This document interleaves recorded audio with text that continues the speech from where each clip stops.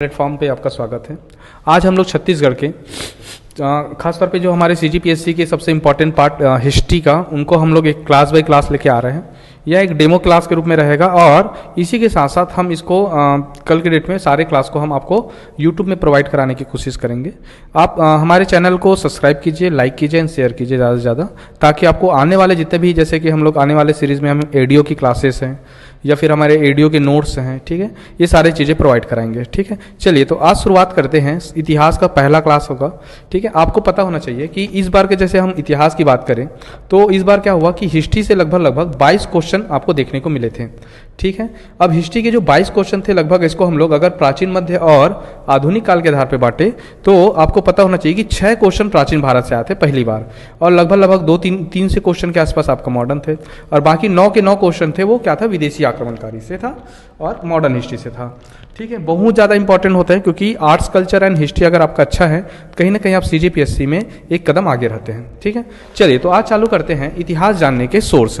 सबसे पहला हमारा जो ये होता है कि इतिहास को जाना कैसे जाता है। ठीक है, आपको एक व्यक्ति का नाम याद होगा, इसको हम लोग बोलते हैं हेरोडोटस। क्या बोलते हैं? हेरोडोटस। हेरोडोटस कौन है? तो इसको हम लोग बोलते हैं हिस्ट्री के फादर बोलते हैं, हिस्ट्री ऑफ फादर। ठीक है, फादर ऑफ हिस्ट्री बोले, जो भी बोले, तो ये फादर ऑफ हिस्ट्री कहलाते हैं। और इसने ही इतिहास को क्या किया, जानने की कोशिश किया। और थोड़ा सा अच्छा जाने तो इतिहास क्या है, तो प्राचीन काल का समाजशास्त्र भी कहते हैं कई लोग। क्या बोलते हैं? प्राचीन काल का समाजशास्त्र कहते हैं, प्राचीन काल का समाज शास्त्र, क्योंकि उस समय के जो आर्ट्स, कल्चर हैं, ये सारा चीज़ों को अध्ययन किया जाता है। ठीक है, चलिए अब हम लोग चालू करते हैं इतिहास जानने के सोर्स में। देखिए, अगर हम लोग सोर्स की बात करें तो एक होता है हमारा साहित्यिक सोर्स और एक होता है पुरातात्विक सोर्स। ठीक है, अगर आपको पीडीएफ की जितने सारे नोट्स चाहिए तो आप हमारा टेलीग्राम चैनल है जय पीएससी अकेडमी, उसको ज्वाइन कीजिए और जितने भी हमारे वीडियो आ रहे हैं उसका पीडीएफ आप प्राप्त कर सकते हैं। और किसी भी टाइप की आपको जानकारी चाहिए तो हमारे जो यूट्यूब है इसके नीचे डिस्क्रिप्शन बॉक्स में नंबर रहेगा, आप कॉन्टेक्ट कर सकते हैं। ठीक है, चलिए तो इतिहास जानने के सोर्स में हम लोग देखेंगे साहित्यिक सोर्स क्या होता है, पुरातात्विक सोर्स क्या होता है। साहित्यिक सोर्स का मतलब होता है कि जिसमें साहित्यकारों के द्वारा अर्थात पुस्तकों के द्वारा हमें क्या मिलता है, ज्ञान प्राप्त होता है। इसमें हम लोग आएंगे तो एक धार्मिक ग्रंथ मिलेगा, एक मिलेगा लौकिक साहित्य और एक मिलेगा विदेशी यात्राओं का यात्रा विवरण में उन्होंने जो अलग अलग पुस्तकों का निर्माण किया है, उस पुस्तकों के बारे में, भारत के बारे में बताए हैं। जैसे बहुत प्रसिद्ध है वेनसांग की पुस्तक है, ठीक है, सीयू की, फाहियान की पुस्तक है फुयो की, ओके, इत्सिंग की पुस्तक मिलेगा आपको, और भी बहुत सारे मिलेंगे, एरिथ्रियंस ऑफ द एशियन सी, ये सारा चीजें जिससे भारत के प्राचीन काल के बारे में जानकारी मिलता है। लौकिक साहित्य धार्मिक ग्रंथ में थोड़ा सा अंतर होता है। लौकिक साहित्य मतलब होता है कि लोक जगत की बातें मतलब उसका जो विषय वस्तु रहेगा वो क्या रहेगा, धार्मिक नहीं रहेगा। ठीक है, और धार्मिक ग्रंथ का मतलब क्या होता है कि आप समझेंगे कि धार्मिक ग्रंथ मतलब होता है कि हमारे जितने सारे वैदिक सनातन संस्कृति था उनके उस समय के जो ज्ञान थे, बाद में हम आएंगे तो जैनिज्म में आएंगे, बाद में बौद्धिज्म में भी आएंगे। ठीक है, और धीरे धीरे क्या होगा कि इस्लाम धर्म के ग्रंथ मिलेंगे, हमें सिख धर्म के ग्रंथ मिलेंगे। ये सारी चीज भी आपको धार्मिक ग्रंथ के रूप में इतिहास जानने के महत्वपूर्ण सोर्स हैं। चलिए आगे बढ़ते हैं पुरातात्विक सोर्स। पुरातात्विक सोर्स के अंतर्गत हम निम्न विषय देखते हैं। एक होता है हमारा वास्तुकला, एक होता है हमारा चित्रकला, एक होता है हमारा सिक्के व अन्य वस्तु। पुरातात्विक सोर्स से कहने का आशा होता है कि यह चीजें मिली हुई हैं, ये किसी लिखा हुआ नहीं है, ये मिला हुआ है, ये साक्ष्य है, रियल साक्ष्य है। तो इसमें वास्तुकला के अंतर्गत आप कोई इमारत देख रहे हैं, कोई स्मारक देख रहे हैं, इसमें आप आ जाएंगे जैसे कि जामा मस्जिद हो गया, या प्राचीन काल के कोई भी हमारा जो बात करेंगे प्रसाद, राज प्रसाद बात करते हैं चंद्रगुप्त मौर्य का, ये सारा चीजें। देखिए पहला क्लास है, पहला क्लास में आपको बहुत सारी चीजों के बारे में ऐसा लगता है कि क्या क्या चीजें हैं, लेकिन ये कहीं ना कहीं ये सार है, आधार है। आगे बढ़ते चित्रकला के बारे से हमें बहुत सारी चीज पढ़ेंगे, जिसमें अजंता एलोरा की गुफा देखेंगे, वहां के अभिलेख हैं, जिसमें अशोक के हमारे गुफा देखने की बात करेंगे, और अशोक के जो अभिलेख हैं कहीं ना कहीं हमारे प्राचीन भारत के महत्वपूर्ण सोर्स में से एक है। ठीक है, सिक्के व अन्य वस्तु, उस सिक्के का जो प्रमाण है, उस सिक्के में जो साइन था, सिक्के से आपका क्वेश्चन आएगा साइन क्या है, किस काल में थे और किस काल के साथ साथ उस पर क्या उद्देश्य था उसका। तो ये 3 चीजें आता है, कौन से धातु से बना हुआ है, ये सारा क्वेश्चन आपका सिक्के से मिलेगा। सिक्के भी कहीं ना कहीं ये क्या करता है, आपका एविडेंस रहता है आपके हिस्ट्री के लिए। ठीक है, साहित्यिक सोर्स में भाग आते हैं। सबसे पहला हमारा जो टॉपिक होगा वो होगा धार्मिक ग्रंथ का। इसे हिंदू धर्म ग्रंथ भी कहा जाता है। क्या बोलते हैं इसको? हिंदू धर्म ग्रंथ। ठीक है, हिंदू धर्म की ग्रंथ की बात करें तो ये 3 टाइप के होते हैं। सबसे पहले आते हैं इनके अंदर, ये आता है आपका, एक होगा इसके अंतर्गत जो आएगा, जैसे कि हम देखा है कि हिंदू धर्म ग्रंथ भी कहते हैं, ये 3 होते हैं। एक होता है हमारा वेद होता है, एक होता है वेद, पहला हो जाएगा वेद, दूसरा हो जाएगा ब्राह्मण ग्रंथ, तीसरा हो जाएगा उपनिषद। ये भी कहीं ना कहीं इंपॉर्टेंट हमारा ये रोल अदा करेगा। सबसे पहले हम लोग फोकस करते हैं वेद पे। वेद को विश्व की प्रथम लिखित ग्रंथ माना जाता है, मतलब इससे पहले कहीं भी लिखावट में कोई भी ऐसे साक्ष्य मिलते नहीं हैं। ठीक है, वेद का अर्थ होता है ज्ञान। वेदों को अपौरुषेय अर्थात देवीकृत माना गया है। क्या माना गया है? अपौरुषेय अर्थात देवीकृत माना गया है, मतलब इसको कोई पुरुष ने रचना नहीं किया है, इसकी किसने रचना किया है? देवों ने रचना किया है बोलते हैं। ठीक है, अब हम देखते हैं कि इसके वेद के 4 प्रकार होते हैं। एक होता है ऋग्वेद, एक होता है सामवेद, एक होता है यजुर्वेद और एक होता है अथर्ववेद। ये 4 वेद है। इसके कालक्रम पर भी आपको याद रखना है, सेम इसी पैटर्न पे बना था। ऋग्वेद अर्थात अगर आपको याद करने के लिए ऐसे पढ़ो तो सबसे पहले हमने क्या किया? स्तुति पे बल दिया, देवताओं की स्तुति करना चालू किया। स्तुति से संतुष्ट नहीं हुए तो हम उसे क्या करें? स्तुति में संगीत का क्या किया? समावेश किए और संगीत के माध्यम से किए। यहां से हमारा सामवेद का ये हुआ। उसके बाद हमने क्या किया? यज्ञ करना चालू किए, तंत्र मंत्र मतलब मंत्र, खासतौर पर मंत्र उच्चारण के माध्यम से यजुर्वेद का विकास हुए। और जब अंतिम में ये सारे तीनों चीज से हम ईश्वर को प्रसन्न नहीं कर पाए तो हम आते हैं अंतिम लेवल पे, जिसे हम नियंत्रण करना कहते हैं। और ये नियंत्रण करने के रूप में हम क्या किए? तांत्रिक विद्या का पालन किए। और बहुत सारे चीजें क्या होते हैं, एक समाज में दूषित जो प्रवृत्ति था, बहुत सारी चीजें देखने को मिलेगा आपको, जादू टोना, ये सारी चीजें, ये सब अथर्ववेद में दिखेगा। ठीक है, चलिए, तो ये विकास क्रम है वेदों का। वेदों के बारे में आपको पढ़ना है कि ऋग्वेद, सामवेद और यजुर्वेद, इन तीनों को बोलते हैं वेद त्रयी बोलते हैं। क्या बोलते हैं? वेद त्रयी। क्वेश्चन आ चुका है। यजुर, सामवेद, यजुर्वेद को, चारों वेद को मिलाएंगे तो संहिता कहेंगे। तो आपको याद रखने के लिए बोलेंगे समिल्हा बोलते हैं, छत्तीसगढ़ में सभ्यक सभ्य आओ तो समिल्हा मतलब सारे लोग, और वेद त्रयी बोलने से 3 शब्द हो जाते हैं। ठीक है, चलिए, सबसे पहले हमारा जो आता है ऋग्वेद। आपको याद रखना है कि वेदकालीन जो समाज है, वेदकालीन समाज है, वो जनरली 2 भागों में बटा हुआ है। एक जो होता है, एक को बोलते हैं ऋग्वेद काल और एक को क्या बोलते हैं? उत्तर वैदिक काल बोलते हैं। ऋग्वेद काल के बारे में आपको याद होना है कि जनरली ये क्या था कि 1500 से 1000 BC तक के चलेगा। ठीक है, और उत्तर वैदिक काल जो चलेगा 1000 से 600 BC तक चलेगा। ठीक है, ये आपको याद रखना है। उत्तर वैदिक काल में तीनों वेदों की रचना हुई, लेकिन ऋग्वेद में केवल एक वेद की रचना हुई। क्यों ऐसे हम अलग क्लासिफाई करते हैं? तो इसका कारण क्या होता है कि इसमें हम जो समाज की विचारधारा है, समाज की संरचना है, उसमें बहुत ज़्यादा व्यापक परिवर्तन हुए। इस वजह से इसको 2 भागों में बांटा जाता है। सबसे पहले हम लोग फोकस कर रहे हैं ऋग्वेद पे। 1500 से 1000 BC तक इसका कार्यकाल रहेगा, या इसका जो समय रहेगा। विश्व का सबसे प्राचीनतम वेद और रचना है। 10 मंडल, 1028 सूक्तियाँ और 10,500 श्लोक हैं। ठीक है, तो ये आपको ये तीनों चीजें याद रखना है। इसको आपको 10, 1028 और 10,528 ऐसे करके आपको वर्टिकल फॉर्म में याद रख लेना है। पहला मंडल होता है। मंडल बना हुआ है बहुत सारे सूक्तियों से, और सूक्तियां बना हुआ है बहुत सारे श्लोकों से। ठीक है, जिसे ऋचाएँ भी बोल सकते हो आप। चलिए आगे बढ़ते हैं। अब हम देखेंगे ऋग्वेद से हमें आर्यों की जीवन की राजनीतिक और सांस्कृतिक जीवन के बारे में ज्ञान प्राप्त होता है। तो ऋग्वेद से क्या प्राप्त होता है? तो ऋग्वेद से हमें आर्यों की जीवन, आर्यों के जो जीवन है, उनकी एक राजनीतिक स्थिति कैसी है और सांस्कृतिक जीवन के बारे में जानकारी मिलता है। ठीक है, ऋग्वेद और जिंदावेस्ता, ये जिंदावेस्ता बहुत फेवरेट क्वेश्चन रहा है पीएससी का। तो ईरानी ग्रंथ था। ठीक है, ईरानी ग्रंथ था जिंदावेस्ता। उसमें पहली बार इसके जो हमारे ऋग्वेद थे, इसमें दोनों में समानता दिखाई देती है।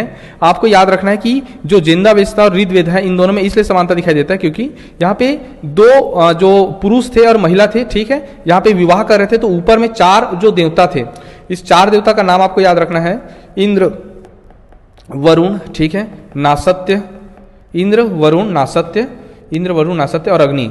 ये चारों देवता क्या करते हैं? ऊपर से ना इस पे क्या करते हैं? ऊपर से इस पे पुष्पहार या फूल बरसाते हैं। अब ये जो कॉन्सेप्ट अगर आप धारावाहिक देखे होंगे तो आपको पता होगा कि ये सारा चीजें हमारे सनातन संस्कृति की बातें हैं। तो इस वजह से इसको दोनों का एक समानता की बात कही गई है। ठीक है, चलिए, ऋग्वेद के पढ़ने वालों को बोलते हैं होता। ठीक है, ऋग्वेद की प्रथम ऋचा अग्नि देवता को समर्पित है। अग्नि देवता कौन है भाई? तो अग्नि देवता कौन है? एक मीडिएटर है। क्या मीडिएटर काम करता है? हमारे यज्ञों के माध्यम से हमारे जो पुण्य होते हैं, पुण्य को देवता तक के पहुंचाता है, या हमारे जो कर्म होते हैं उस कर्मों को देवता तक के पहुंचाता है। ठीक है, ऋग्वेद के 7वें मंडल में विश्वामित्र ने गायत्री मंत्र की बात कही गई है। तो आपको क्या करना है कि इसी के तहत थोड़ा थोड़ा एक्स्ट्रा कुछ चीजों को आपको लेके चलना है। जैसे कि एक होता है तीसरा, एक होता है 7वां, एक होता है 10वां, एक होता है पहला। तो पहला और 10वां जो नवीन माना गया है। 10वें में पुरुष सूक्त आएगा, पुरुष सूक्त। ठीक है, इसके बारे में बताया जाएगा, जिसमें वर्ण व्यवस्था का प्राचीनतम आधार माना जाता है। 7वें जो मंडल है वो क्या है? गायत्री मंत्र की बात की गई है, गायत्री मंत्र। ठीक है, ओके, तो आगे हम लोग बढ़ते हैं। 10वें मंडल के पुरुष सूक्त में शूद्र शब्द का उल्लेख हुआ है। ठीक है, अब यहाँ पे बहुत सारा विवाद का क्वेश्चन बनता है, क्या है शूद्र ऐसे करके। तो आपको याद रखना है कि यहाँ पे जो शूद्र का मतलब है कर्म के आधार पे जो ज्यादा काम नहीं करता था, सेवक का काम करता था, उसके शूद्र कहते हैं। तो अभी वर्ण व्यवस्था कैसा बटा हुआ है? कर्म के आधार पे बटा हुआ है। ठीक है, ये आपको ध्यान रखना है। उत्तर वैदिक काल के आते आते ये जन्म आधारित हो जाएगा। ऋग्वेद में दशराज युद्ध का वर्णन मिलता है। ठीक है, दशराज युद्ध जो भरत कबीले के राजा थे सुदास, क्या नाम था? सुदास थे, और इनके जो पुरोहित का नाम था वशिष्ठ थे। अब इनको विरोधी में 10 जन थे। 10 जन कौन कौन थे? 5 आर्य थे, 5 अनार्य थे। ठीक है, और इसे जो 5 आर्य है उसमें आपको याद रखना PYTAD ऐसे कोडिंग कर लेना। पुरु, यसु, तुर्वदु, इरवदु ऐसे करके, ये तुर्वसु, इरवसु ऐसे करके 5 ठोक अलग अलग आर्य लोग आते हैं। ठीक है, तो 5 और 5 10 जन सुदास से लड़ते हैं। सुदास के गुरु कौन है? वशिष्ठ है। और ये जो 10 जन है उनके गुरु कौन रहते हैं? विश्वामित्र रहते हैं। दोनों के बीच युद्ध होता है रावी नदी के तट पे, जिसे हम उस समय में पौरोषणी नदी कहते थे। इसमें 10 राजाओं के संघ को पराजित करता है। कौन पराजित करता है? तो ये सुदास पराजित करता है, जो भरत कबीले के थे। तो इसके बारे में आपको कहीं ना कहीं मिलेगा, क्वेश्चन आता है यहाँ से। ठीक है, सोमदेव का उल्लेख 9वें मंडल में मिला हुआ है, और यही सोमदेव से हम पढ़ते हैं क्या? यही से एथिल एल्कोहल की बात करेंगे। एथिल एल्कोहल, या हम इसी से हम बात करेंगे कि हाँ सोमरस मतलब मदिरा पान बोल सकते हो आप, या अमृत बोल सकते हो, जो भी बोलो, ये पेय पदार्थ का पता चलता है। ऋग्वेद में वर्णित धर्म का आधार क्या है? प्रकृति पूजा है। ठीक है, ये लोग क्या कर रहे हैं? वर्षा की पूजा करते हैं, बादलों की पूजा करते हैं, पृथ्वी की पूजा करते हैं, तो प्रकृति पूजा पे ज्यादा जोर देते हैं। चलिए आगे बढ़ते हैं सामवेद पे। मुख्य रूप से यह वेद संगीत से संबंधित है, ये ध्यान देना है। भारतीय संगीत का इसको क्या कहा जाता है? जनक कहते हैं। टोटल 1875 ऋचाएं हैं, जिसमें 75 के अतिरिक्त शेष कहाँ से लिया गया है? ऋग्वेद से लिया गया है। मतलब सारे के सारे जो चीजें हैं 1800 है, वो कहाँ से लिए हैं? ऋग्वेद से लिया है। इसलिए ऋग्वेद सबसे पहले रचना हुआ। इसके वाचनकर्ता को उद्गाता बोलते हैं, उसके वाले पाठ को होता बोलते हैं, इसको हम उद्गाता कहते हैं। जैसे होता है ना, हलवा को गाने वाले को गुरु माया बोलते हैं। ठीक है, जैसे पंडवानी गाने वाले को हम बोलते हैं कि हाँ पंडवानी गायिका बोलते हैं, ऐसे टाइप का एक उद्गाता होगा। साम का अर्थ होता है गान, मतलब इसे संगीतों के बारे में बताया गया। सामवेद में मंत्री संकुलों को देवताओं की स्तुति के समय गाया जाता है। सामवेद को हम संगीत का भी कहीं कहीं आधार बोलते हैं। ये संगीत की उत्पत्ति कहाँ से हुआ है? 7 महासागरों से हुआ है बोलते हैं। ठीक है, 7 महासागरों से हुआ है। 7 महासागर नहीं है, 5 महासागर है, तो ये सागरों से इसका निर्माण हुआ है। सा रे गा मा पा धा नि सा। ठीक है, तो ये आपको याद होगा, सा रे गा मा प द नी और सा, ये चीजें हो गया। चलिए आगे देखते हैं यजुर्वेद। इस वेद में हमें यज्ञ और कर्मकांड के बारे में जानकारी प्राप्त होता है। ठीक है, यज्जुस का अर्थ होता है यज्ञ। यजुर्वेद में आर्यों की धार्मिक और सामाजिक जीवन के बारे में जानकारी मिलती है। किसके बारे में जानकारी मिलता है? धार्मिक और सामाजिक जीवन के बारे में जानकारी मिलता है। किसका? आर्यों का। यजुर्वेद के पढ़ने वालों को बोलते हैं क्या? अधुर्व बोलते हैं। ये भी इंपॉर्टेंट फैक्ट है, अधुर्व। ठीक है, यजुर्वेद गद्य और पद्य, गद्य और क्या है? पद्य, ये दोनों वाला वेद है। ठीक है, बाकी सारा चीज क्या है? या तो पद्य में मिलेगा या तो गद्य में मिलेगा, लेकिन ये दोनों मिलता है। ठीक है, आगे बढ़ते हैं। इसी क्रम में आपको अर्थर्वेद याद रखना है। अर्थर्वेद को 2 भाग हैं, एक को बोलते हैं पिंपलाट। ठीक है,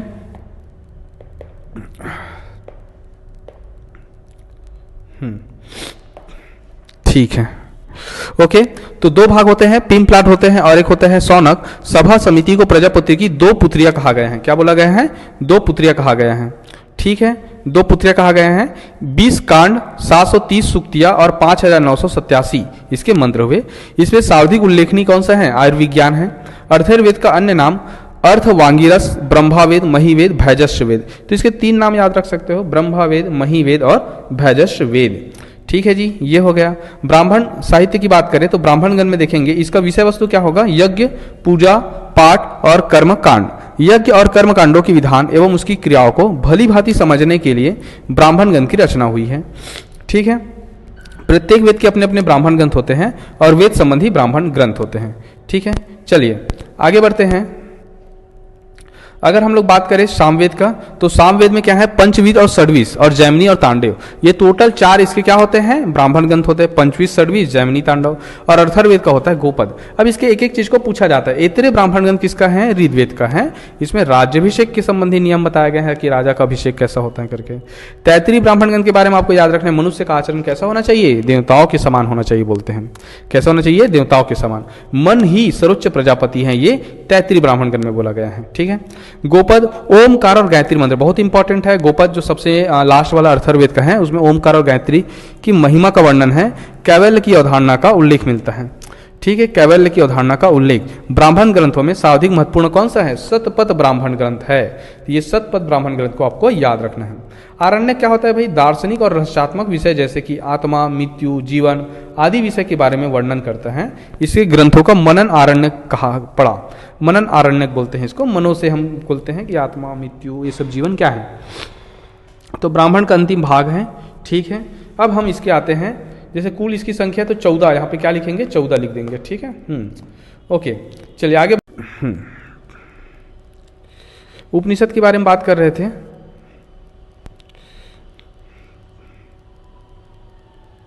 उपनिषद के बारे में बात कर रहे थे। उपनिषद में देखिए कि रचना 800 से 500 तक होता है। इसका अर्थ होता है समीप बैठना। ठीक है, तो हम इसमें देखेंगे कि भारत के जो जो चीज़ें उपनिषद है, मतलब क्या होता है, आपकी दार्शनिक चिंतन के बारे में बताया जाएगा। किसके बारे में बताया जाएगा? दार्शनिक चिंतन के बारे में बताया जाएगा।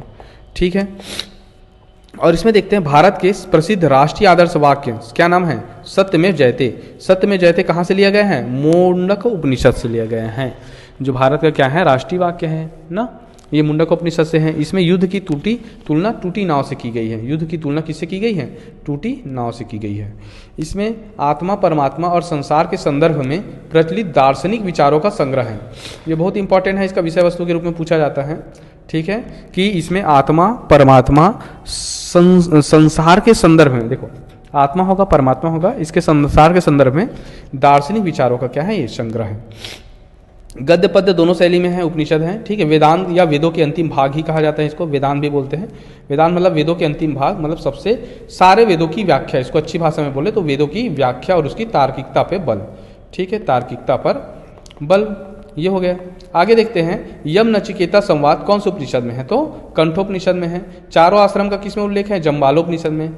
ठीक है, 3 आश्रम का किसमें है और 4 आश्रम का किसमें है? इसमें जनरली पूछा जाता है।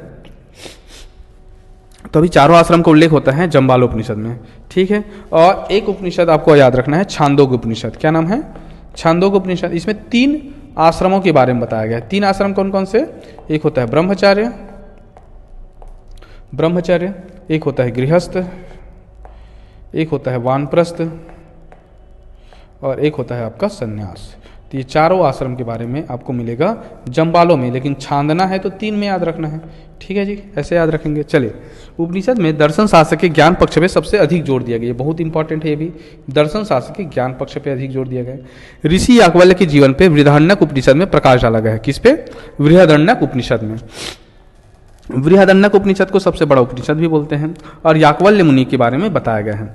ब्रह्मा विषयक होने के कारण इसे ब्रह्मा विद्या भी कहा जाता है, क्यों? ब्रह्म के द्वारा क्या किया गया है? इसको विद्या दी गई है, तो इसे हम क्या बोलेंगे? ब्रह्म विद्या भी बोलेंगे। ठीक है, ये हो जाएगा। कर्म कांडों की आलोचना और सम्यक विश्वास व ज्ञान के तत्वों पे जोर दिया गया है। इसमें कर्म कांडों की आलोचना की गई है तथा सम्यक विश्वास व ज्ञान के तत्वों पर जोर दिया गया है, ज्ञान के तत्वों पे जोर दिया गया है। ठीक है, छांदोग्य उपनिषद में पुनर्जन्म का वर्णन किया गया है और साथ ही साथ क्या किया गया है? 3 आश्रमों का वर्णन किया गया है। छानना है करके बताया हूं, तो तीनों आश्रम का वर्णन प्लस पुनर्जन्म। ठीक है, इतना चीजें आपको याद रखना है। चलिए और आगे बढ़ते हैं। लास्ट अंतिम महाकाव्य के बारे में याद रखना है। एक होता है रामायण और एक क्या है हमारा दूसरा जो पार्ट है वो होगा महाभारत। ठीक है, महाभारत और रामायण जनरली हम मानते हैं कि रामायण में 24,000 श्लोक हैं। कितने श्लोक हैं? 24,000। और महाभारत में 1,00,000 श्लोक हैं। 1,00,000 श्लोक हैं, इसलिए इसे क्या बोलते हैं? इसको हम लोग बोलते हैं जय संहिता बोलते हैं। क्या बोलते हैं? जय संहिता। ठीक है, जनरली इसको 10,000 हो गया था तब इसको भारत बोला गया था, बाद में जब 1,00,000 हुआ तो इसको महाभारत बोला गया। टोटल 18 पर्व है महाभारत में। ठीक है, सबसे इंपॉर्टेंट कौन सा है? भीष्म पर्व है। भीष्म पर्व में गीता का उल्लेख किया गया। भगवान श्री कृष्ण ने अर्जुन को गीता के बारे में बताया गया है। किसमें? भीष्म पर्व में, जो 18वें नंबर का पर्व है। ठीक है, 18 पर्व। ये इसकी रचना जो की कौन किया है? तो इसकी रचना कौन किया है? वेद व्यास ने किया है। ये आपको याद रखना है। अब हम आते हैं रामायण पे। रामायण का जो रचनाकार है वो 2वीं शताब्दी के आसपास है। भाषा की बात करें तो संस्कृत में लिखा गया है। किसने लिखा भाई? तो वाल्मीकि मुनि ने लिखा है। किसने लिखा है? वाल्मीकि ने लिखा है। ठीक है, कितने कांड की बात कही गई है? टोटल 8 कांड की बात कही गई। कांड बोलते हैं इसको, 8 कांड। ठीक है, 8 कांड में से कुछ कुछ आपको याद होगा। बाल कांड, क्योंकि भगवान राम है। उसके बाद लोग अयोध्या आ जाएंगे, अयोध्या कांड। अयोध्या के बाद जंगल चले जाएंगे, अरण्य कांड। अरण्य के बाद क्या होगा, सीता माता की चोरी होते तो किष्किंधा कांड। किष्किंधा कांड, किष्किंधा कांड के बाद भगवान जो हनुमान जी है वो लंका जाते, इसे बोलते सुंदर कांड, सुंदर कांड। और सुंदर कांड के बाद आएगा लंका कांड। लंका कांड हो जाता है तो उसके बाद क्या आता है, इसके बाद आता है लवकुश कांड, और लवकुश कांड के बाद आता है उत्तर कांड। ठीक है, तो ये उत्तर कांड मिला के टोटल 8 कांड के बारे में बताए गए हैं।